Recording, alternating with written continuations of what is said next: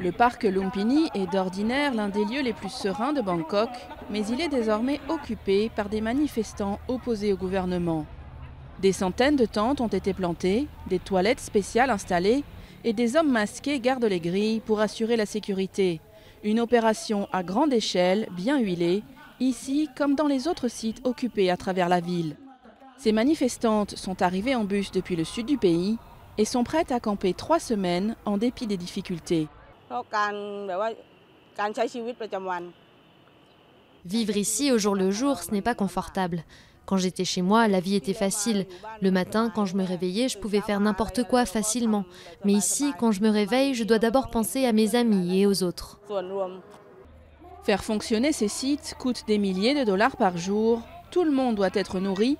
Plusieurs cuisines préparent à manger tout au long de la journée grâce aux dons en nature et en argent.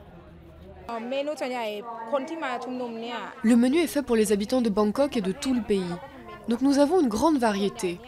La plupart des manifestants viennent du sud, donc nous avons surtout de la cuisine du sud, mais pas trop épicée, pour que nous puissions la servir aux manifestants d'autres provinces et à ceux de Bangkok. Les manifestants passent leur journée à marcher vers des bâtiments gouvernementaux disséminés dans la capitale. Leur but, se débarrasser de la première ministre Yingluck Shinawatra, empêcher les législatives anticipées du 2 février et mettre en place un conseil du peuple non élu. Mais avec des milliers de personnes entassées dans un espace limité, les médecins bénévoles s'inquiètent. Les maladies les plus courantes sont des maux de gorge, des nez qui coulent et des maux de tête, ainsi que des courbatures et des douleurs aux articulations. Ce sont les principaux problèmes, mais nous leur donnons des médicaments. Au sommet d'un mât, un danseur chinois et son très jeune assistant font la joie de la foule massée à leurs pieds.